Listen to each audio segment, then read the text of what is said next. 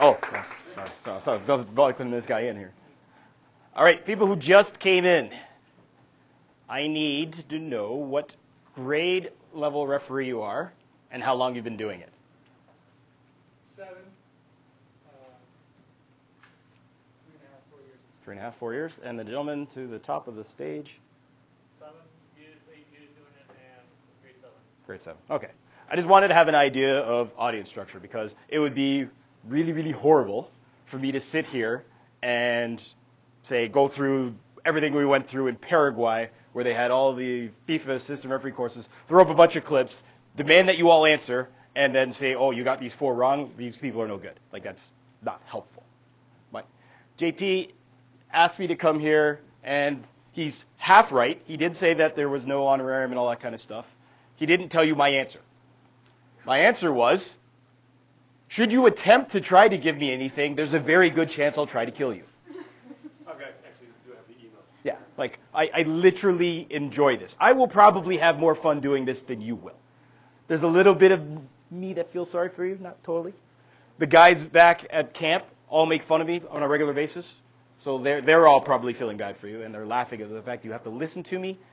But they give me enough rope because come game day, he's not kidding.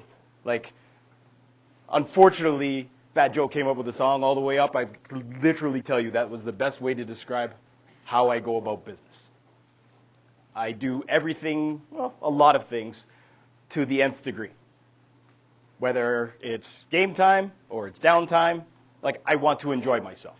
So I asked JP, so you've asked me to come talk here, great, what am I doing? And he's like, okay, well, I'll ask a few people. So we got some ideas. So I promise I will address the few ideas that came, but after seeing the audience and seeing a lot of smiling faces, I want my 90 minutes to be useful to you. I'm probably going to be a little bit smarter when I leave here, but I'd like all of you to be as well. So if it's something motivational to help you keep going for the next day, great. We'll talk about it. You ask me, no problem. If it's something technical, instructional, I can. I'm not a licensed instructor, but I've done this before. And I won't lie to you, mostly what I know about is being an assistant referee. So if you're looking for long-winded talk on being a fourth official, I'm no good to you. If you're looking for stuff about refereeing, I can help you. Because somewhere in my job description, it says assist referee. Help referee out. There's only one way you can actually do that, and that means you have to know their entire job description, and better yet, know when they've missed something in their entire job description, and be able to bail them out of it without anybody noticing. That's the job description. I'll start this whole thing by telling you that if you decide to be an AR, I'm going to repeat that. If you decide to be an AR, this is not a default, this is not a fallback, this is not second place. It's not how this works. If you want to carry a flag, you have to accept a few things in life, like, yes, you are not the number one guy, or you're not the number one girl. Ladies, do you care if I just generically say guys and all that kind of stuff a lot? No disrespect whatsoever. I can actually name more about women's football and refereeing than most of the people in this country. Thanks, appreciate that. Okay, but seriously, if you decide to carry a flag, you have to understand you're not the number one person. You're likely not going to see your name in lights. I'm Joe Fletcher, I'm not Mark Geiger. If I sit there and mention Mark Geiger, every referee in the United States is going to know them. They say Joe Fletcher, they're going to say who? Now, I'm lucky I get to go back to Canada, where a lot of people do happen to know who I am, because I went to the Cup. And life after going to the World Cup, totally different than life before the Cup. Not even going to lie to you. And you know what changed? Me? No, not really. You know what changed? The day after I got back from the Cup, I got credit for knowing so much more stuff that I thought I knew before I went. But because I got to put that on my CV, it's on my credit. Oh man, he must know everything. He went to the World Cup. It's like, sure, whatever. I'm just going to go with it, right? So in all honesty, if you decide that you want to carry a flag, just know that you're deciding to do it, and that you do it with meaning. You do it with purpose. You're only going to get, well, I'm going to put it to you this way. The best most meaningful, and be honest with you, the only compliment that matters when you're an assistant referee is this. And if you're going to take any notes, this would be the only note to take. But don't write it down. You're not going to need to. The only thing you need to know is that the only compliment that matters is that on, let's just say this gentleman here, he's got the state cup final. Somebody, JP's assigned him the game, says, hey, you've got the state cup final, sir. Congratulations. You know, everyone's clapped. Hey, that's awesome. And he's like, this normally happens. Who do you want to work with? When he mentions your name, that's the best compliment you're ever going to get. And it's the only one that matters. Small question. Do any of you have any clue why I'm in a referee trio with Mark Geiger and why I went to the World Cup in 14 with Mark Geiger and Sean Hurd? And I want you to be bluntly honest. Like, you cannot offend me. I mean, I repeat, you really cannot offend me. None of you are that good. Like, you'll have to try really hard to get me angry. So I want this to be open. And there's no chance in hell you guys are going to sit here for 90 minutes and say nothing. Just thought I'd warn you now. All right, so let's deep breath, exhale, and enjoy ourselves. So, first question. Who's going to be the first person to answer? Why am I in a trio with Geiger and Hurd? He was speaking first. Stop. I have a general rule. First person brave enough to answer always gets a set of FIFA cards. Ooh. Make it a good answer now. I hope Rock's not taking that. What's that? They asked for you. They knew you and they asked for you. Mark and Sean did? That's actually highly close to true. That is highly close to true. Does anyone actually know the real story? Just thought I'd check. So here's the truth. I am an MLS referee. It's 2007. David Beckham's coming to the league. And oh, by the way, so is Toronto FC. So now all of a sudden, Canadians have to be allowed to referee. And the first year of MLS, we stayed north of the border. We did Toronto's home games, that was it. So there was no intermixing with Americans and Canadians. Year two, they realized, okay, well, that's just dumb. So we got to change this. So all of a sudden, there became cross-border agreement, let's go. And loosely speaking, the Canadians did as many games as there would have been domiciled in Canada. So that's to say if TFC had a 16-game home season, our referees would do a total of 16 games. Sounds fair, right? Okay, sure, go. So then, all of a sudden, now you're starting to meet some of the other guys. And, oh, I also got to go to national camp that used to exist back in the day. And that was always fun. You've been at national camp before, haven't you? Did you ever see me there? Nope. Oh, this makes no sense. I actually had to go to national camp in 07 and 08, in fairness. So while you're there, you're intermixing, you're meeting new people and all that kind of stuff. You know, trying the cause of land. I met one or two guys who had just done a friendly or came across the border and so on and so forth. So you start to integrate. I'm going to fast forward to 2009, and I actually did my first ever game with Mark Geiger in 2009. And it was left with a very humorous anecdote. This is when the radios were still pushed to talk. Greg Barkey, oh, please come on in. Greg Barkey had been, like, I imagine most of you have heard of that man. So that was pretty easy. Mark and Greg were close buddies. I was the third guy on this game. They're discussing something in the match on the radios. And to give you an idea of how, well, I won't say over the top, eccentric, maybe, possibly. In this game, incident happens. Could be dog so, could be not. Mark says not, moves on. Free kick's taken the other way, ball's in play. Greg comes on, because he has a good relationship with him. Hey, Mark, were you thinking about dog so on that one? And I'm like, my eyes light up, because I'm like, let me get this straight. You're going to help him out, but you're going to tell him after he's restarted coming down the field? So I literally go on the mic, I'm like, what is wrong with you? Why are we having this conversation right now? Literally. Like, so of course, Mark's, what the? This guy's blown up over nothing. I'm like, whatever. So we get in the locker room and I realize, oh, they just have this kind of relationship. Oh, don't mind me. But so we had a good laugh. We joke about that at mid-season, and he said something. I said, I'd work with you any day. Fast forward to 2011, and Mark was selected for the Under-20 CONCACAF tournament, as well as the Under-20 World Cup. And as was the convention, you have an American referee, you usually take a couple of American assistants. So depending on who you want to believe, there's various versions of this story. The version that I was told is I was a candidate at a time, but they decided they wanted to pick 3 Americans, so I was no longer a candidate. The guys who were proposed were unable in their real lives to be able to do it, because jobs do kind of interfere with refereeing sometimes, let's just be honest. It's not, and that's why we say it's not, the top level is not for everybody, because not everybody can fit it in their life. So then I got a phone call, and I can't make this up, man, April Fool's Day.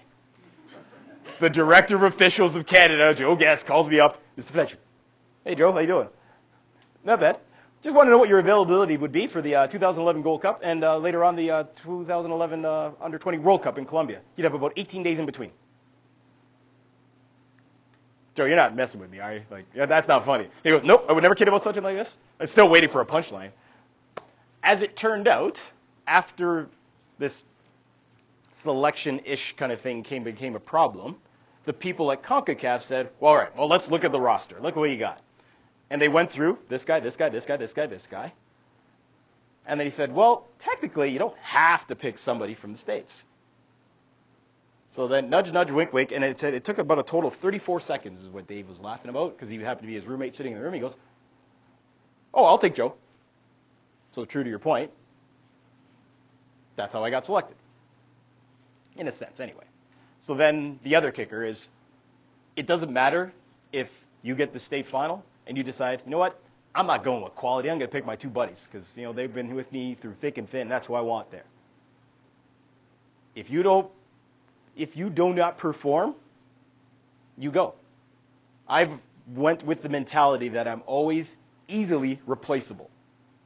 Everybody likes to say you're only as good as your last decision. Nah, that's not necessarily true. Because I'm going to show you a clip here where I screw something up just so you can feel bad. And then, but I'm still here. What you have to do, kind of thing, is early on, you really can't miss. Do well for a while, do well for a while, do well for a while. Okay, maybe if you drop one now, they'll have some belief in you, right? So, anyway, quick intro about me. It's on the Pro website. You want to know what I've done? There's a bunch of them. Yay. Sorry, I'm not that excited about what I've made it through, because this isn't about me telling you, hi, I'm awesome. This is about you telling me, what do you want to know that Joe can help you with so you can be awesome? Because that's why I'm here. Like, there's no part of this is going to make me that much better of an official. But if I found out like 5 years later that I motivated somebody to be there, I would feel so cool. That would be awesome. So literally, before I go to the list of questions, I want to know, what do you want to know? Oh, man. What motivated you to keep going to the next level? Okay. Because I know it's hard. Oh, it's murdersome. So I started off, and it's cool that you've got a lot of people who've refereed a lot of years, but still around age 7. So our system at home really just goes district, regional, provincial. There used to be a nominated stage before national FIFA. So I started off doing it for easy money on a Saturday. 3 under 9 games, $9 a game. I was living the good life. Yes, $9 a game. I said that right, and I thought life was awesome. Then somebody says, you know what, you've got a knack for this. And by a knack for this, meaning I ran as opposed to not. It's like, it's not stiff competition at House League under 9, let's just be honest here. The guy sits there and says, ugh. Or there's me who's like running up and around the place. I swear, I think I did laps around play sometimes. It was just messy. It was messy, but it was fun. So then they're like, hey, Joe, you know, if you take this course, you can start doing travel soccer. They give you like $15 a line. $15 a line! I'm getting $9 to run around. Oh, this is a good deal. So I take a course. And so now I've gotten by 2 years of just doing House League, I get to year 3. Oh, he's got a funny white shirt on too. Is he one of yours? He's my boss. Aha! I knew it! I knew he looked suspicious in that white polo. Briefcase and all. No apologies, my friend. I'm as low maintenance as it gets. So, where did I leave off? Oh, yes. So I take this course, and all of a sudden now I'm doing travel soccer, and I'm getting a little bit more money. Somewhere in the next next couple years, and this moment I hope happens to all of you, there comes that moment where all of a sudden you're not really refereeing for money. You look up, you see the pyramid of play, or you see the ladder, and you think, oh, screw this, I want to go. I am by default a motivated kind of person, in case you couldn't tell. Like, I'm driven. I really didn't care about dollars and cents. And it's hard to do. Like, it's really tough. Because I'll give you an example. I can't use cities here, can I? All right. From where I live, I could, with the level I had attained, I could go 10 minutes from my house and earn $60 to referee our top flight men's league, amateur league. Or I could drive 4 hours for $25 to be a fourth official in the semi-pro league. 4 hours back, they're not going to pay mileage, and you can't stay overnight. Which do you think I picked? Oh, semi-pro, man, for no doubt. Like, how are you going to turn that down? That was awesome. Because I was like, you get to walk out. Semi-pro, you just got to walk in, like that house league stuff at home. You just kind of walk out. Okay, you guys ready, off you go, right? Here, like there's a national anthem beforehand. Like, I won't even lie to you. I still love walking out to a national anthem. I still do. I will raise my hand and admit it. I caught myself singing the national anthem in French last night. Don't believe me? MLS Live, go look at the lineups, and when they done it, if they sit there, I'm standing next to Patrice Bernier. It really happened. Because I enjoy that. Oui, je parle un peu français. It would be weird if he didn't speak. Oui, c'est très difficile, no? But we actually get taught French in school, so, and I remembered some of it. One of the things was the national anthem. So, anyway, but that's one of the things I enjoyed. So, if you want, let's say you want my badge, and it could be Geiger's badge, it could be, well, I guess futsal I don't know much about, so let's just say my badge, Geiger's badge, whatever. If you want that, there will be a point in time in your career where you have to choose climbing the ladder over dollars and cents. And that, once you can make that decision, you're already motivated. The rest of it doesn't matter. You're going to have games where you basically, the bed, won't matter. I'm going there. I have a theory. I can't prove it in the United States, but I want to believe it's true. Everybody, and I mean everybody, gets a shot. Everybody gets an opportunity. Most of us just don't know it happened. Because everybody has that day that they get made, so to speak. For lack of using mob terms, I guess. But there's the day that you became the guy, or the day that you became popular, or the day that someone realized, hey, he's pretty good. At almost each level of my coming up, I look back now and can tell you what they all are. I still think the best one might be the day I got my FIFA badge, or the day that I knew I was going to become a FIFA assistant.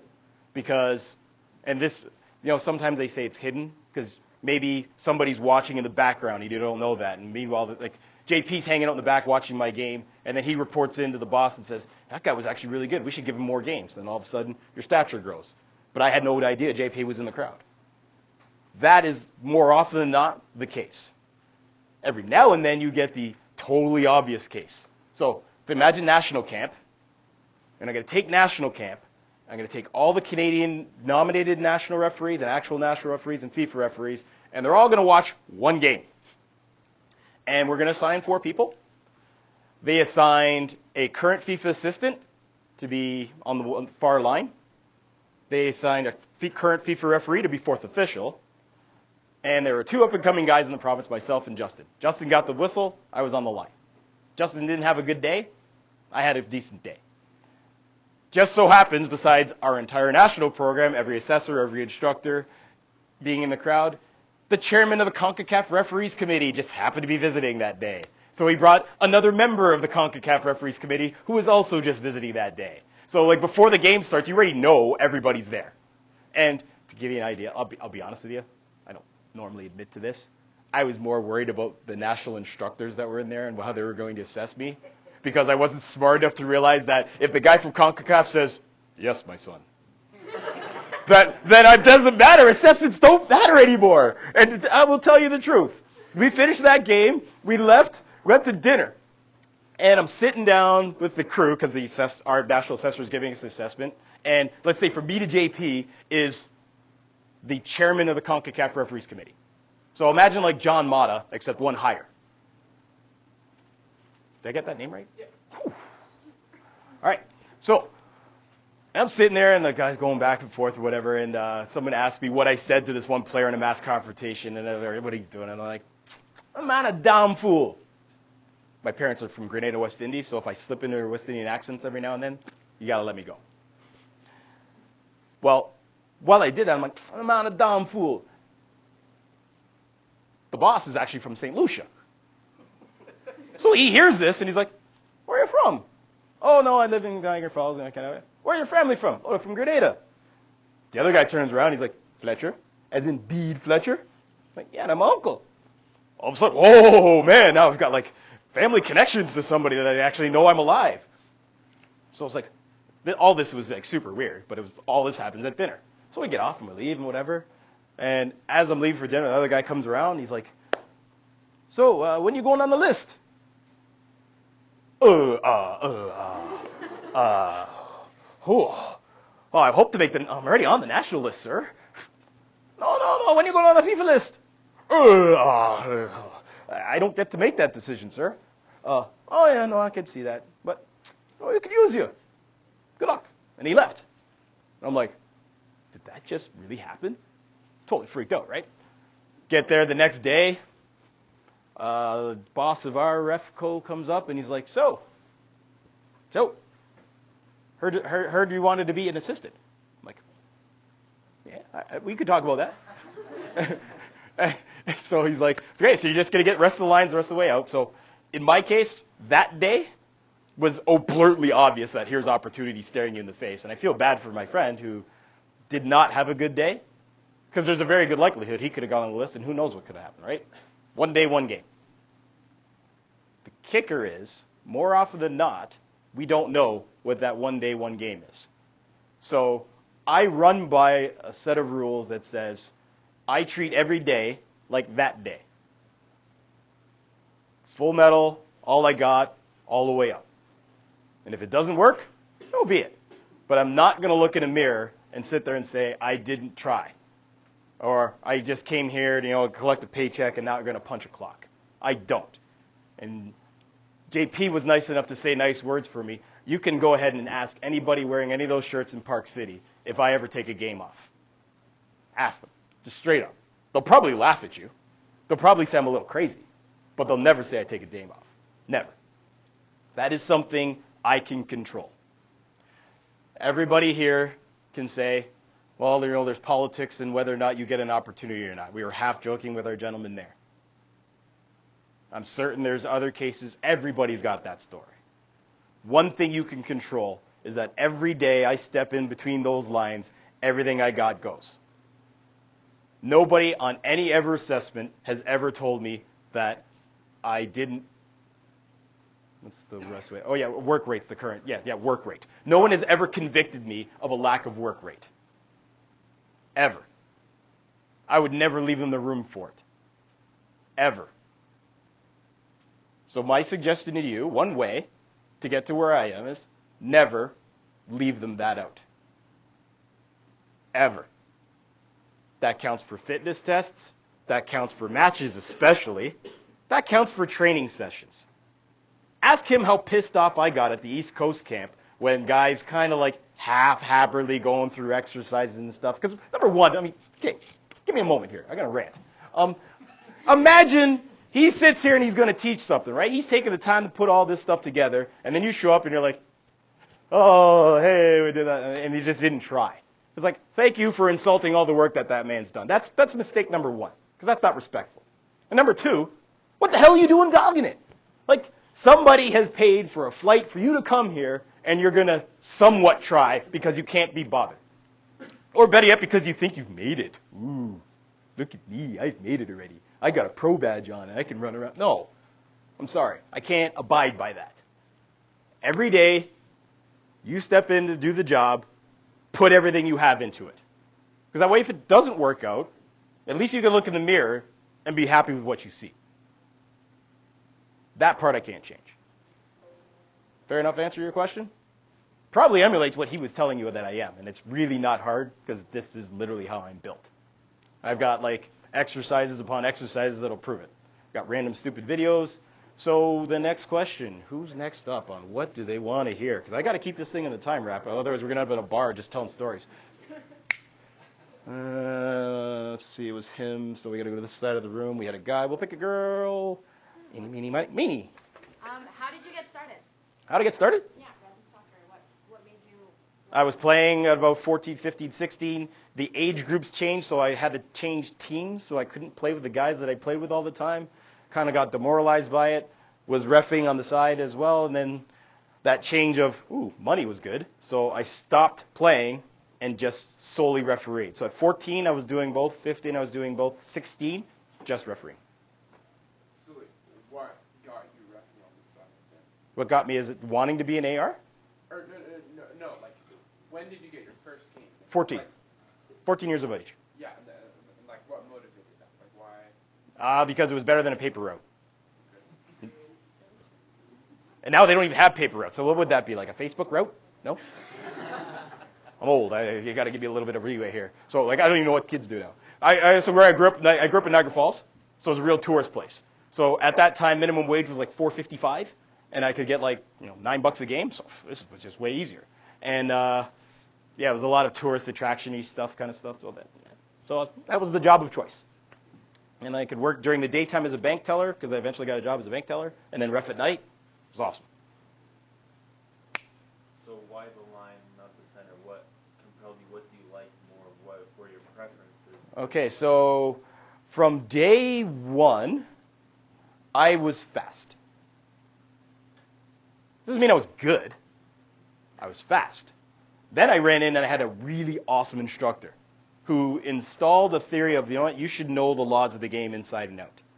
And because of my natural personality, I would sit there and quote law at people if I needed a good comeback that I knew they couldn't say anything back to. Because, let's just face it, players don't know the laws. Someone says, hey, you can't do that. Law 12 says I can. The death silence, you win, run away. Oh, yeah. By the way, if you're ever in a confrontation with people, just remember, you want the last word? Say something, leave.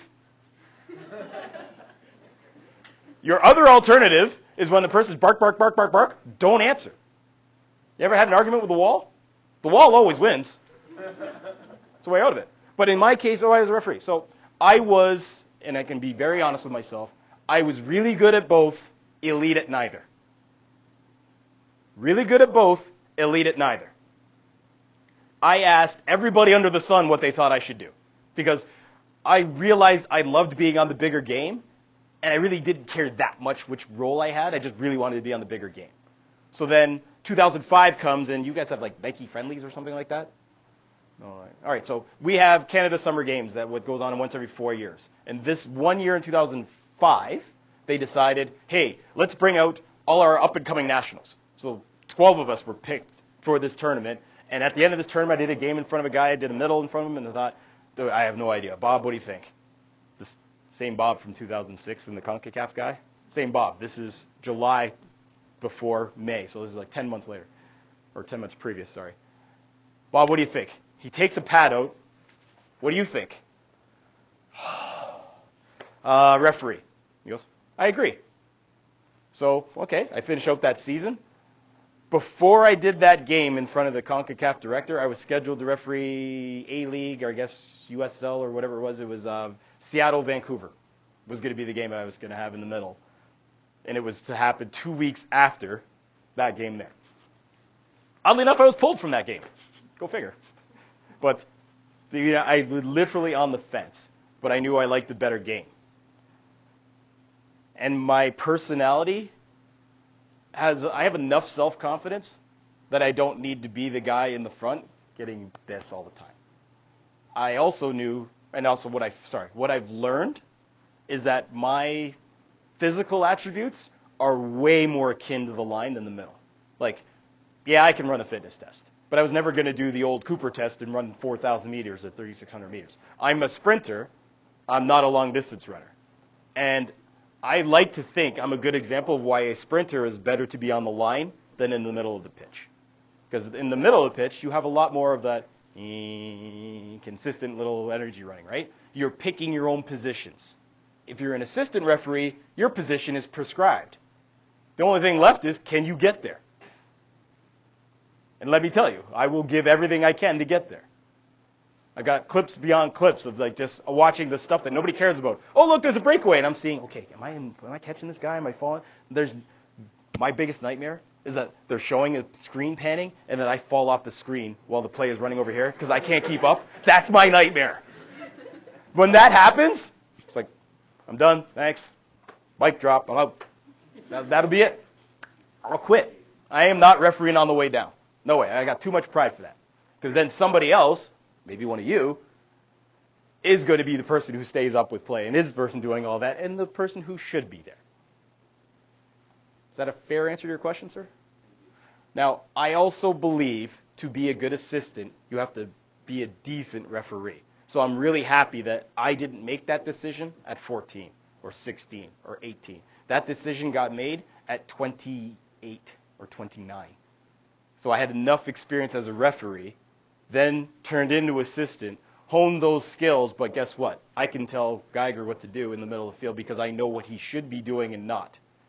If you did nothing but lines from bottom up and didn't do a lot of middles, it'd be tougher to give quality assistance because you don't necessarily know what that person is thinking or about to do. So if you take anything else from that, it's don't pick straight away. I know at some stage they start to spread, but you want to do a bit of both just so your knowledge base keeps a bit of balance. Let me see, went this side. That guy. Like so many, but whatever. Are there things in your life that you will not do because you are a referee? There are things that I... Things in your life that you will not do because you are a referee. Are you speaking to what I'm giving up because I'm a referee, or... Okay. Opportunities that present themselves and you say, no, that will affect my officiating. Okay, this is a balance. I think this is actually somewhere on one of these. I might be mistaken. Okay, so things I will not do. Currently, I have a wife and 2 kids.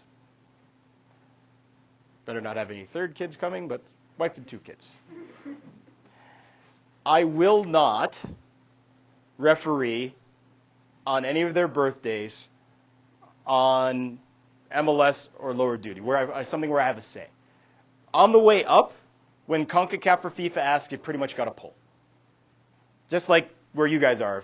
If Nike Friendlies comes and that's what you have to do to get to the next level, then I know it and I'll book that time to say, okay, I've got to do this.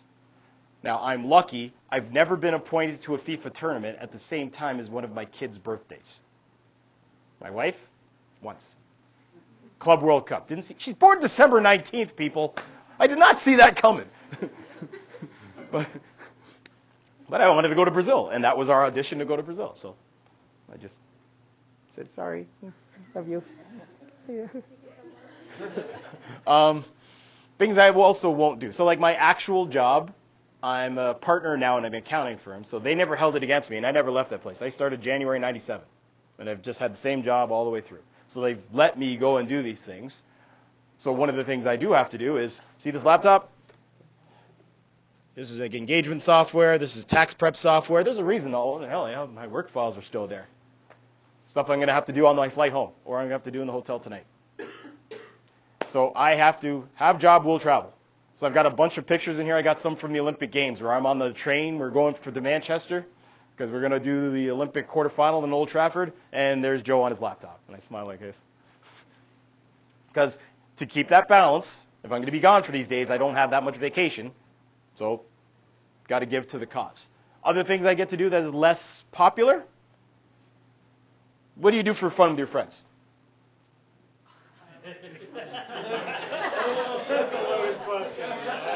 What do you do for fun with your friends? You're laughing at them. Okay, don't worry, I won't ask him. What do you do? What do you do when you go out with your buddies? You go for a beer or something like that? No? Okay, you're up. I know. I'm going to tell that joke all day long. Do you go fishing or something? You take fishing trips for a weekend. We play poker. Okay, poker nights and stuff. So you got poker nights with the guys. What do you like to do when it's just downtime? Snowboarding. So she snowboards with her friends. I don't get to do those.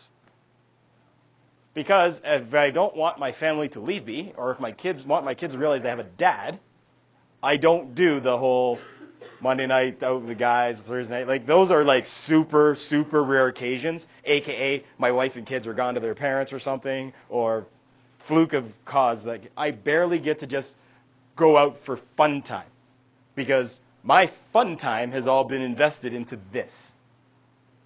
Does what I make help the family? Yes. But it's not our primary source of income, not by a long shot. That's my accounting gig. And my wife stays at home and makes sure that our kids grow up to be upstanding citizens. So because of all that, I have to give up a lot of the other fun time stuff, so to speak, and I do it again happily because I love this fun time stuff. I don't care if I didn't play in an amateur volleyball league at home and pound balls off of people's heads because they can't jump.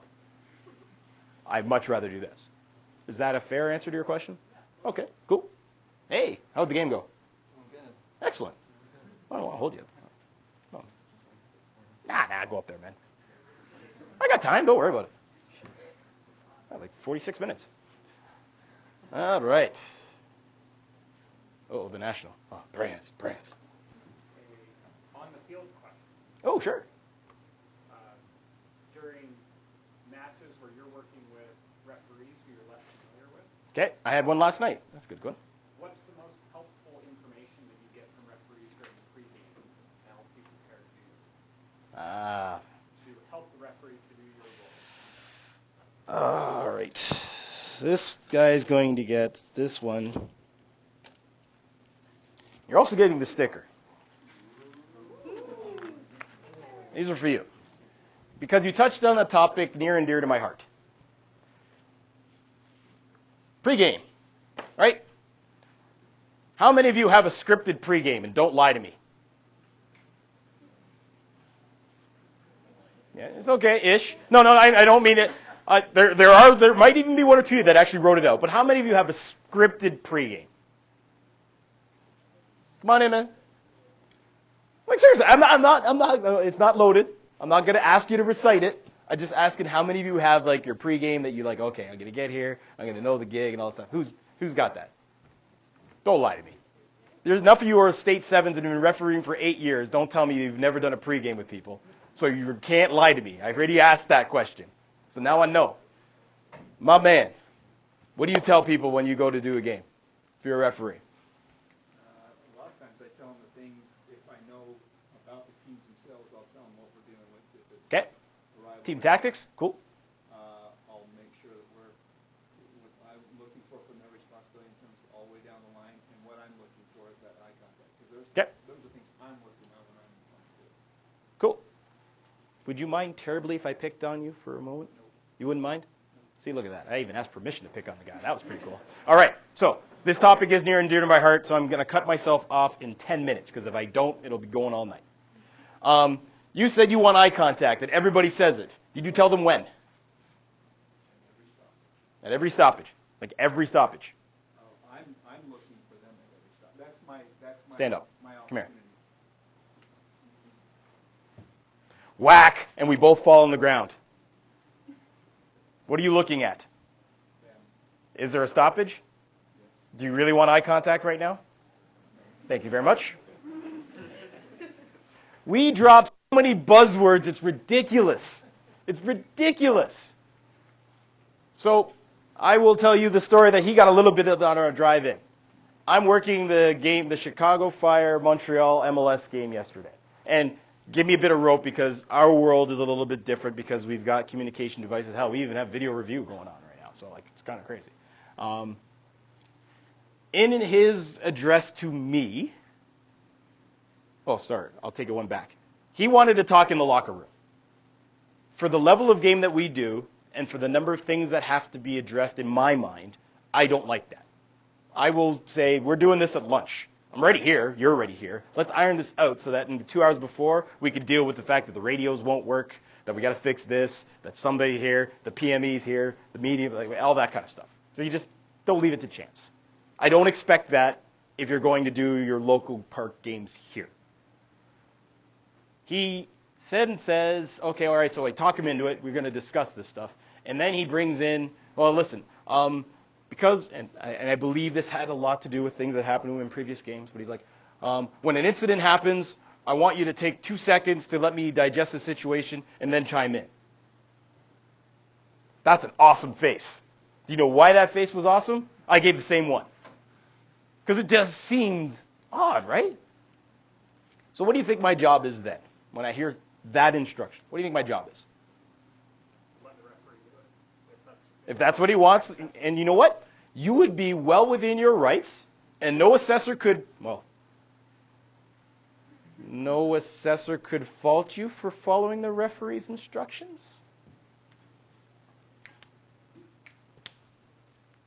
Couldn't you ask a clarifying question to the referee? That's a great idea right there. Because you're listening to it and you're like, all right, here, I'll give you a free line. Somebody gives you an instruction you question. This is what I do. Okay, so let me play this out. Foul happens with my friend right in front of me. Wham! Yellow. Uncategorically, 100 people out of 100 would say it's a yellow card in the room. You really want me to stop, flag the foul, 1,000, 1,000. Yellow, yellow, yellow, which they want you to repeat things 3 times on the radios just so they know you didn't say it by accident or whatever. And he's like, well, no, this is what you're telling me. So, so a half an hour later, after going through actual examples, you then arrive at, okay, now I know what this person wants.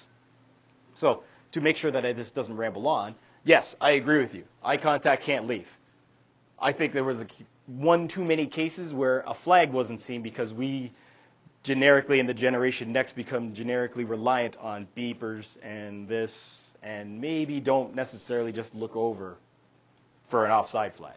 So if all of a sudden this doesn't work, or the first time I say offside with a flag in the air, he doesn't hear it, the next time it's there, it's just delayed, it's just not as clean. So eye contact. If you did anything to that, say, listen, I want lights of eye contact from you guys. But if you're the referee speaking to the assistants, I don't know necessarily when I'm going to look at you, but when the opportunity's there, I'm going to sneak a peek just to make sure things are okay. So when we, especially on dead balls, when nothing's going on, quick glance, quick thumb up, whatever the case is, let me know if life's fine. Or if there's anything happening, that's the avenue to be like, yo, pick this up, you're falling behind, or relax, we're good, tighten it up a little bit, whatever the case is. That's that moment. But depending on who you work with, you do need to be that clear. So, did I address what you were saying? So, in your case specifically, if you're going somewhere and a referee gives you instructions that you A, don't like, 2, don't believe, or 3, you think are, that's where you go, okay, so what about, and then bring in scenarios. Because I find that's the best way to get through this. Because you're a national.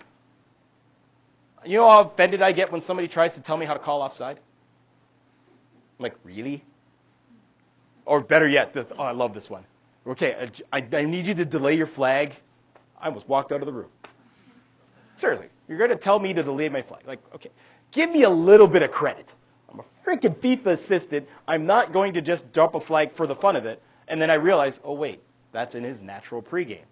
It's the same pregame he would give if a person was a state 8 and just starting. So I'm like, okay, I'll pull back. Now, that delay flag was not yesterday's referee, just so you know. But it has happened. And I'm like, all right, got to remember that. So also know your audience. If you've got experienced people with you and the game's at a higher caliber, you're right. It's more team tactics. If it's somebody in their first few years, it's survival you. Hey, we've all been there. In the back. Who are your favorite assistant referees to watch, or referees to watch? Huh. That's a good question. That's a good question. That's a good question. Do you think that's worth the yellow? Really? Just one of them. I'll tell you what. Hold on.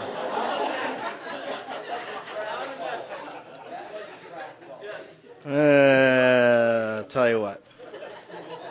No yellow card this time. FIFA Fair Play pen. Yeah, look at that, eh? Hold on to that one. Okay. I watch a fair amount of Geiger because it's smart to do that right now because I want to go to the World Cup with him. So I'd like to know that if he starts falling off, I'll be very honest and tell him about stuff. Or just to make sure my mind is working on the same wavelength because I can't be on every game with him, right? So, favorite assistant to watch? To be honest, because of the relationship I have with some of them, I'm more likely to watch an up-and-coming assistant to give advice to them versus, let's say Frank Anderson. If Frank's on a game that I happen to be watching, hey, great, I'll notice it, and I'll be like, okay, that's cool and that stuff. But I have an open enough. I mentor a female at home. Chantal Boudreau is a FIFA assistant from Regina, which is like your version of Idaho. So probably not a whole lot of soccer going on there. So, but hashtag Idaho, there you go. But Actually, you're correct. There's not a lot going on soccer-wise. but she, because of in the limited amount of games she gets, I've been able to watch a lot of them, and I try to get as much advice to her and stuff as I can to try to help her out. So let me think. What can we pull up here? Actually, I'm going to save that one for a second. Oops, sorry. So I find I do a lot more of that, which is good because if I can pick out things to make them better, that's great. And it's a reminder to me not to do them myself. He's waiting. He's like, yes. What would you say is probably what would you say is the most difficult thing for an administrator when you're like starting or even for the veterans there? Okay, so my last 2 games I worked for Nima Sagafi in his first year and Kevin Stott in his... He was in the 2006 World Cup, people. Like, come on now.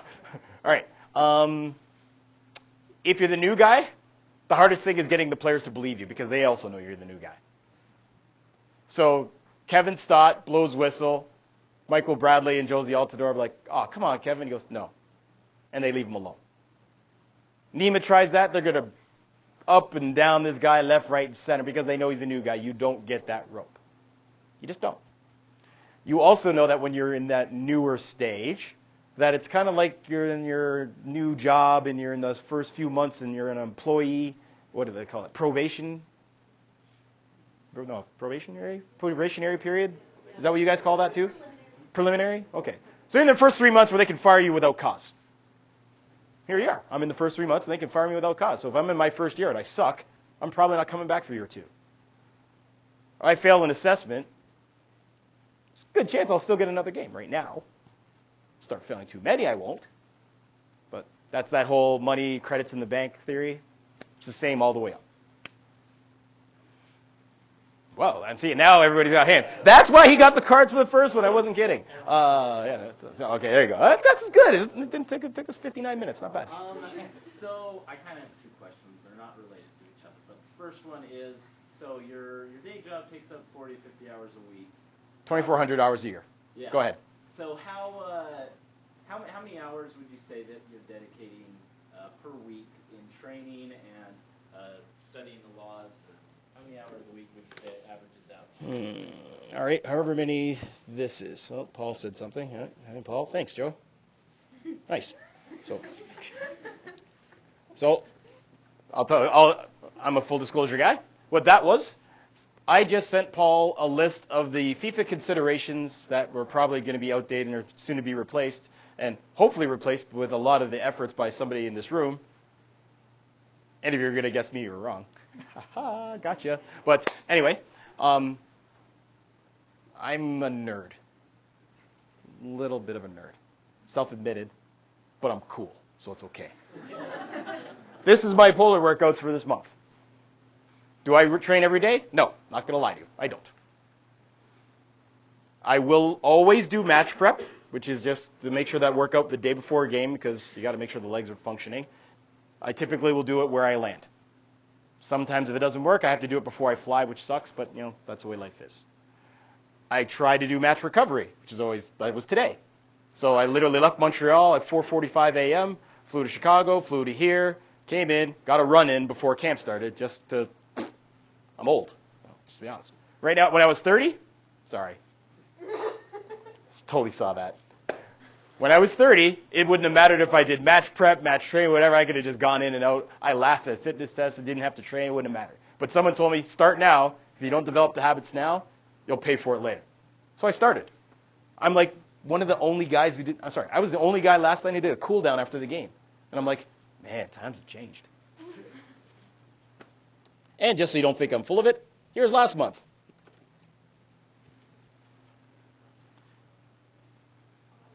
First thing that pops to my mind, look at that. Oh my God. He took a week off. What the hell happened? You did that, didn't you? You did that. You're going to pick on me? You're going to judge me? Really? I'm kidding. That's okay. Why the week off? And it's awesome that you noticed that, so that's really cool. I told you I'm human. I'm a very humble kind of guy. Why the week off? What do you think? For a set of cards, why did I take a week off? Wife's birthday. No, my wife's birthday is December 19th, and I said that earlier. You weren't paying attention. Come on. This recovery cycle? Because? You know what? I don't care. He's close enough. Oh, winner, chicken dinner. Somebody remembered that I was at a FIFA tournament. I don't know how I'm going to deal with that because this guy actually gave you 3/4 of the answer. Let's just be honest. He did. So that's the Confederations Cup. Where pretty much you just go every day because you got nothing else to do. So just train every day. Oh, if you don't have to train, oh, you have a game. Okay, do a game. Do recovery. Go to training. The end. I flew in on that day. So, yes. And this was the last weekend with the family. Why did I run that day? I actually have a few house rules. And this is, again, the balancing of life. So training-wise, I think if you judge that, say 3, maybe 4 in a week. So it's maybe 3 here, 4 here, 3 here, 4 here. It depends on whether there's games. Because everything's centered around where you get a match. Because now I get a match, I know this is match prep. I don't mind a day off here and work from where games fall. Because doing game is not training. I need it where I'm at, I need quality. I don't need quantity. You want to have a good laugh? You think I'm a good assistant referee? Look how many freaking games I've done in MLS. I'm definitely in the bottom quarter. I think I might be one of like the, 50 ARs? 50-ish? If you ranked it from most games to least, I'm in the 40s, guaranteed. I do other stuff. I also do games in Canada, which kind of takes me away. The Confederations Cup took me away for a month. I took the 2 weeks off before it, the 2 weeks off afterwards, because I give those to my family if I'm going to be gone for, like, literally gone, right? This isn't like gone for a game, come back, gone to work. This is, I'm living in Russia for a freaking month. So if my wife has got to deal with every little thing that I would normally handle, that kind of stuff, I owe my family that. And that's just my own personal, I've always done it that way. So that means 2 months out of MLS, just like that. Who can remember what I do for a living? When are we busy in the world? Tax time. When's that? March, half of April for you guys? So get this. Our tax deadline is April 30th, where yours is April 15th. So guess what? I'm busy March, April. When's the MLS season start? March. So you have to do preseason games to be able to start MLS. Guess when I do my preseason games? May. So I literally don't start the season with everybody else. And then I'm sent to the Confed Cup. So you get the idea of how this happens in my world. Everybody's different, but this is why my game count in MLS is minuscule compared to my colleagues. I've been in MLS since 2007, still ain't at 100 games. One of these days, I'm going to get there. The worst part is they advertise at the start of the year that Joe Fletcher's on the cusp. He's 17 away, and we just all laugh like, why did you even waste it? I'm never doing 17 games in a year. Not in the regular season, I won't. Not here, because I'll do the odd international friendly. I've got a World Cup qualifying coming up, so all these things kind of take away, and I like my family. So I want to spend some time with them. What's your follow-up question? Because I know we're going to have to say about the rules about this follow-up question business. How do we feel about this follow-up question business? No, they're letting you good. All right, they're allowing it this time. Really fast. So you said best compliment that an AR could receive. Mm-hmm. What would be the best compliment that you would give a referee or an assessor could give a referee? An assessor could give a referee. or that you could give a For referee? yourself, like after a game, you would give the top official that you've ever worked with that you told them, best compliment you could give. You're the best I've ever seen. I've seen a lot of guys. But for that to be credible, the recipient has to know that you'd be willing to say that that wasn't good today. I would say I'm fairly known for the fact that while it may not always be popular, while it may not always be articulated the best, I won't say something behind your back that I wouldn't say to your face. And that's sometimes not always easy for the recipient. Is that fair? Because today at camp, today at camp wasn't too bad actually. That was pretty good. So, let me think. Oh yes, So I have kind of I guess it's a bad question from the referee. I don't know. But how, when you were going up in the ranks, what did you do so you didn't zone out in a slow game, but you knew there were people watching and you had to work hard? Tell you what. I'm going to make you feel better about yourself, but I'm going to show you this, and I know they're going to look at this at camp right now. On purpose. So, pardon whatever junk is in my email. Toronto, Portland. This is awesome. Now, you guys aren't allowed to sugarcoat this. You have to tell me what comes to mind when you first see this. Oh, please work. That would just suck. Hang on, this has got to work first, or else it's not really that helpful. Come on, Team Extreme. It's thinking about it. Okay. If this works, it'd be really cool. If this doesn't work, oh, here we go. Yeah. Okay, hold on. We got to back this up. Okay, oops. Okay, I'm going to start this play from a throw-in. If I can get back far enough. There we go. Throw-in. Ball's in play. I'll let it go live. Keep in mind I'm the assistant on the bottom.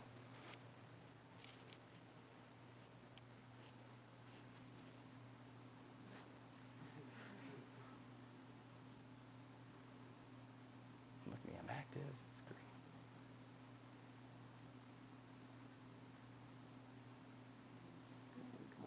great. Oh yeah, team.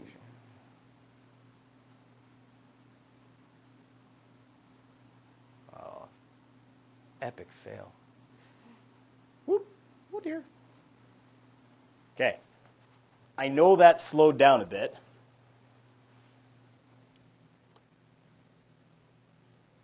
But the part that I want you to see is that at this stage, I'm awesome. Notice I'm stepping on, like I'm kind of like marching almost.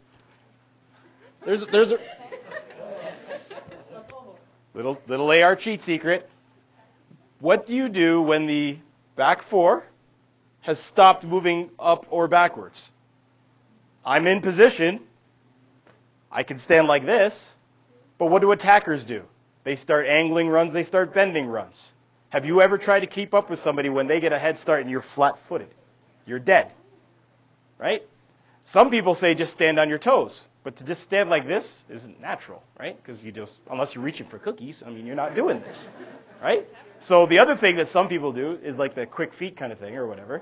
But doing that is only going to help you for about 3-4 seconds because this will become tiring. You're building up lactic acid for no reason, and then I got to go. So what I'll find do is I'll march on the spot, I'll be here, and I'm just looking. Touch. Every touch is potentially the cutting pass. So if I know it's coming and I can do this, I have the ability to get out faster.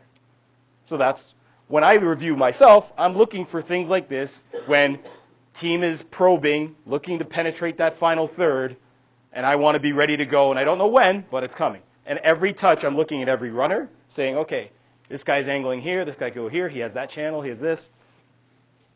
I'm good. I've got this thing on lock. Look at me. I'm active, I'm moving, okay, ball wide. Slide rule pass, yep, there it is, got him.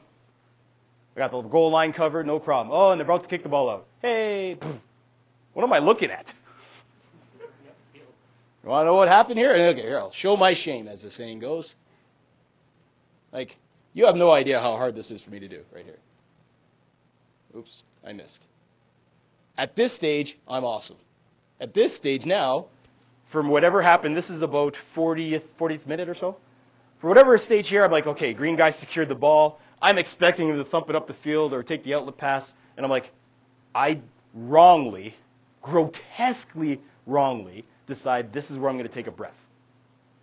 One breath, one bad time. So instead of even, I'm looking over my shoulder, excuse me, but I am just kind of like, okay, had a good burst. I'm happy with that and getting ready for the next one. And look what happens. Let's see. Joe is approximately 3 yards off the offside line. Because every one of those bars inside the penalty area would be, what, 6 yards? 3 yards out of position. Wow. You think I'm going to let this email go? No. Hell no. I'm going to be watching this one over and over again. Why? Because that's never happening to me again. I'll tell you that right now. Unfortunate, because really he should just clear the ball up, but he didn't. Now, the good news for me is on this clip, while I'm watching this in absolute horror, that guy's such an offside position that it's an easy flag. Look how long it takes me before I realize I've got to burst again.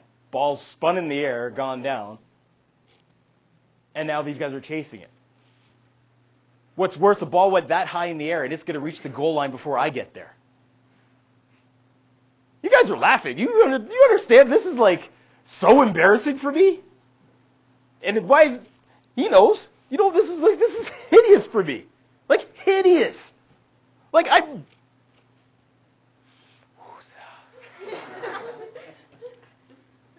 I never want to see myself do that again.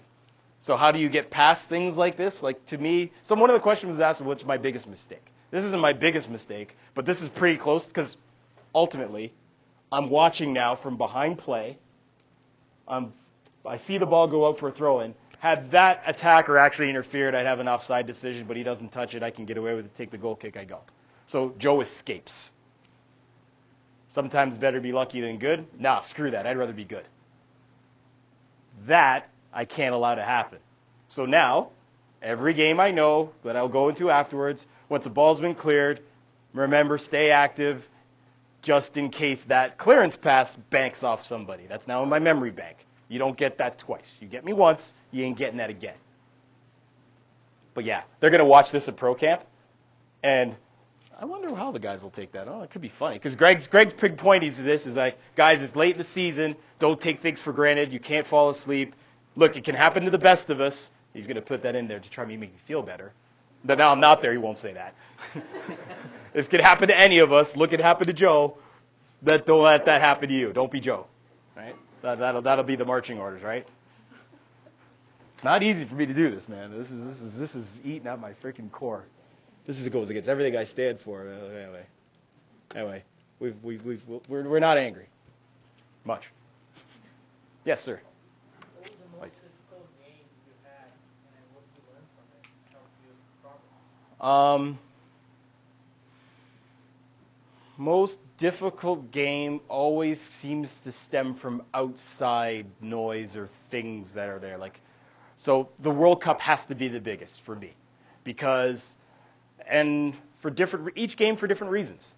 Our first World Cup game was because on day one of the World Cup, we had a refereeing decision that was debated and didn't go in popular light. Day two of the World Cup, we had a friend from Colombia who missed 2 offside decisions in one half, which were hideous. We were day 3, game 1. Before going out there, our assessor, who was also from our area and stuff, he's like, guys, I don't know what to tell you. You can't screw up. The media wants to kill us right now. You can't miss.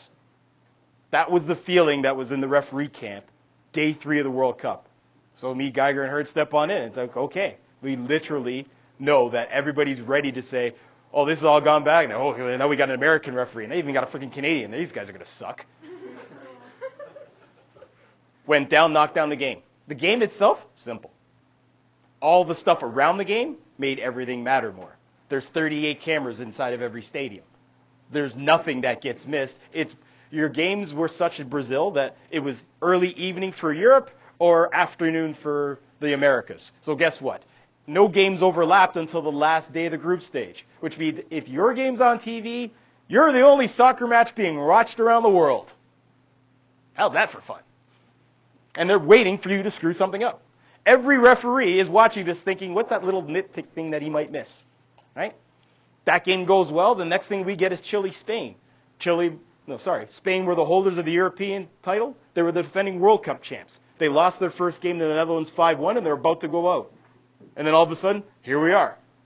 It was a hell of an appointment. Howard Webb had been sent out, and he did the last World Cup final. He hadn't had a game yet. We were sent out for number 2. Crazy. And then the last one was a knockout stage game. So now you're in that whole, you screw with one thing up, that team goes home, so do you.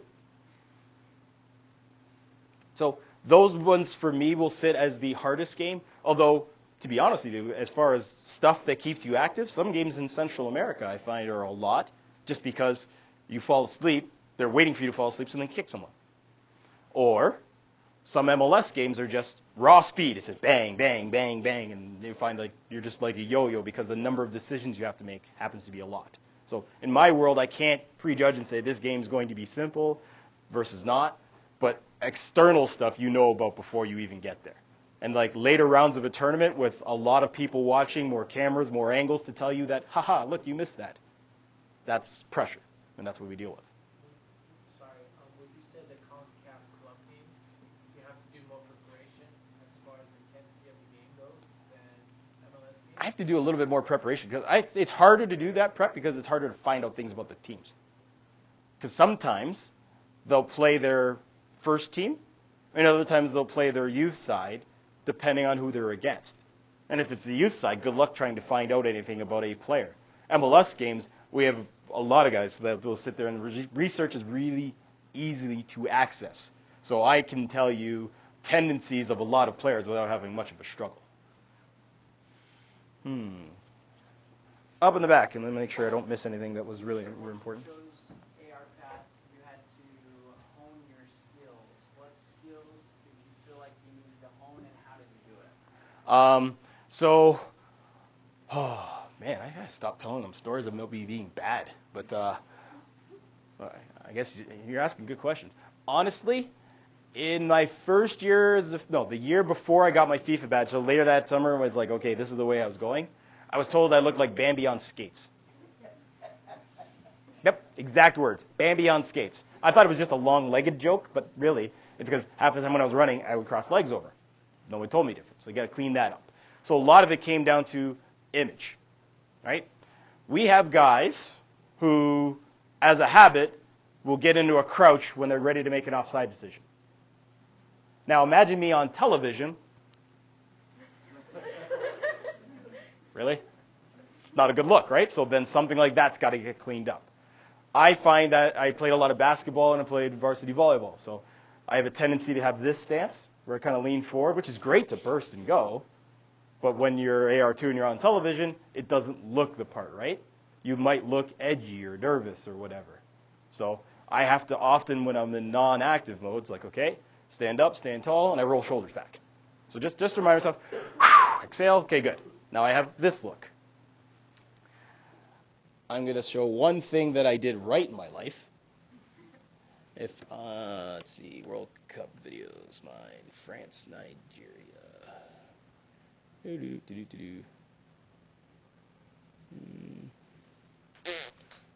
it there? If I can find it. Not here.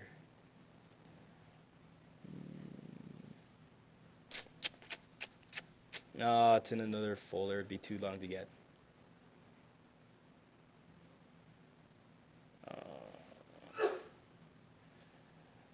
Media training, escorts, blah blah blah blah blah blah blah blah blah blah blah blah blah. Convoy, Germany.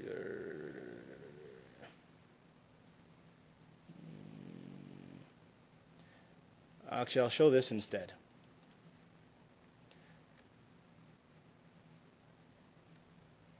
So we do these things in training. At that time, our directive was to hold the flag in the right hand during the penalty area.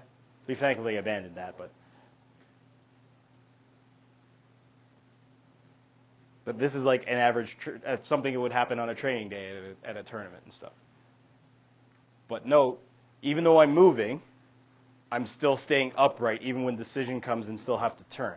So as far as skills I had to hone, I didn't want to get into the case of I can burst if I get better low, but no, I want to stay somewhat tall, still turn and be able to turn and go. I was going to show I had a decision from the World Cup where they sat there afterwards, and one of the instructors, besides the fact that it was right, was said really happy about the technical. And in his world, the technical also means big decisions so that the world's now watching you, and you're sitting there and you're poising. Things you don't do. You don't sit there and wipe sweat off your face. You don't sit there and like twitch or one thing like that. It's literally just in here, I'm smiling, I'm calm. It looks the part. And it's really easy if you watch yourself on television to find all those little nuances that just look awkward or crooked that don't look the part. So it's that stuff that I would say. It's like what you getting decisions right is half the battle, and this looking the part while doing it is another. When you were, starting refereeing and still pretty new at it, how did you build confidence in yourself? I had good people around me. Because I'd love to tell you some awesome story where I was so self-motivated that every time I made a mistake, I said, that's okay, I'm just going to be great anyway. But that didn't happen. The day that somebody was like a coach really got on my case and I felt like quitting, there happened to be somebody at the field that day who stepped out there and said, hey, I'm paying him to do a job, not you. You shut up, blah, blah, blah. And I was the kid in the background go, yeah. So I always had, somebody had my back to tell me, you know what, I'm going to be all right. That kind of stuff. And, you need that.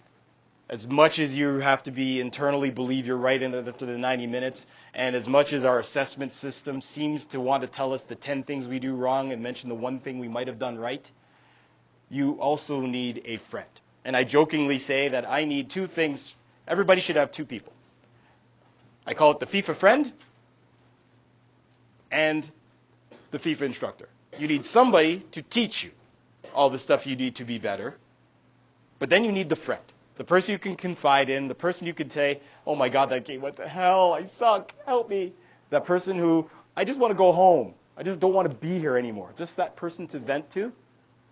And in this, you become kind of family. And it's not hard to figure out who that person can be for you. And I contend that everybody needs that person. Personality development, what was the hardest lesson you ever learned? To shut up.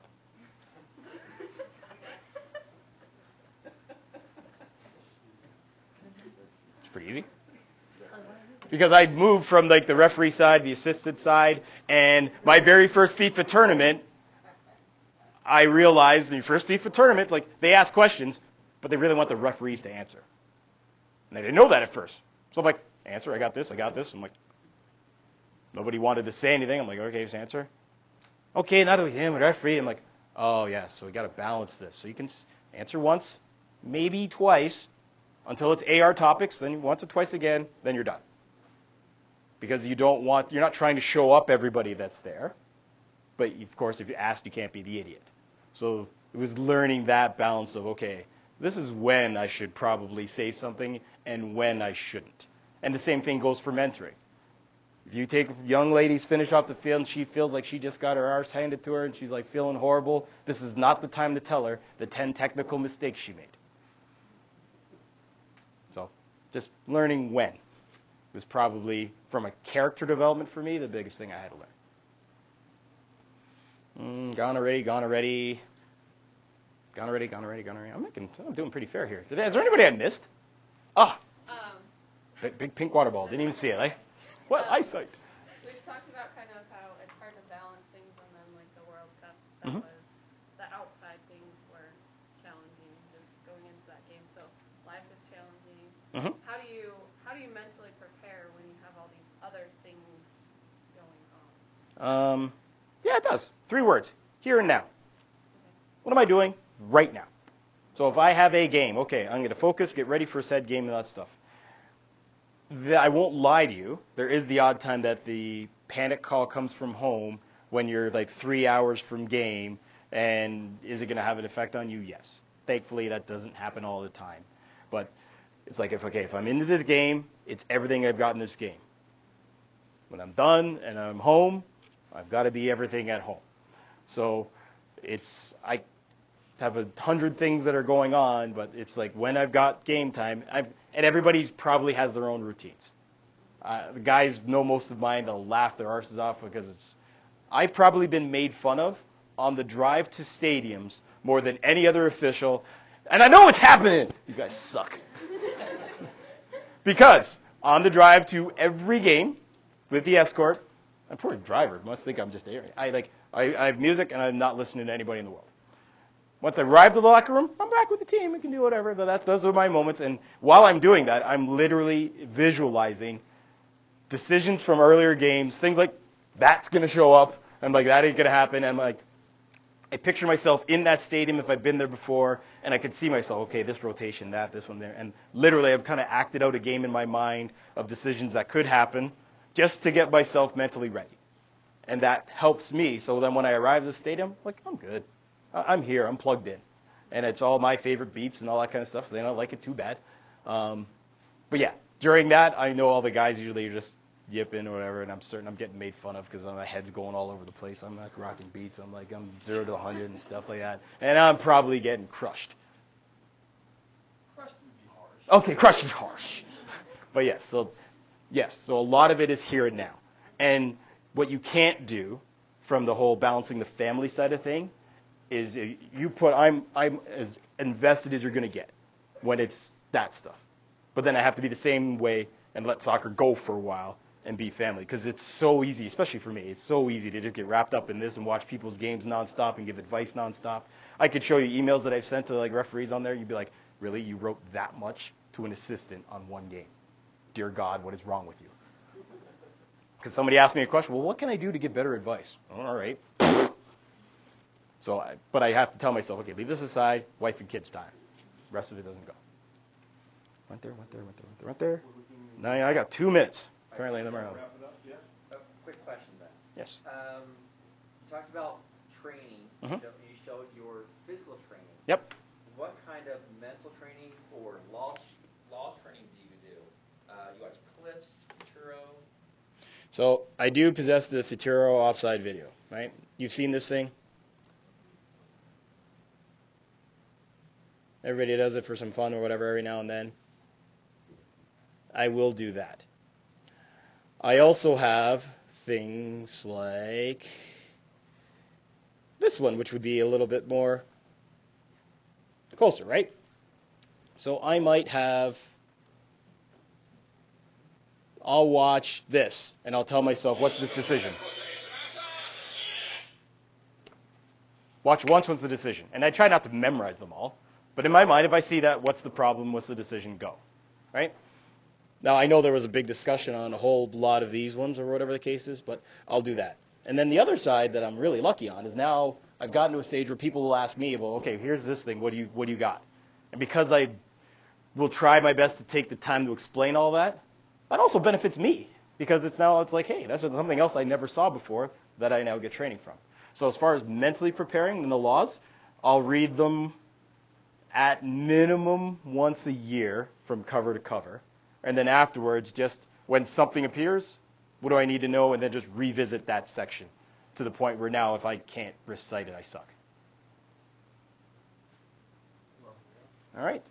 So, guys, a round of applause for Bill. Round of applause.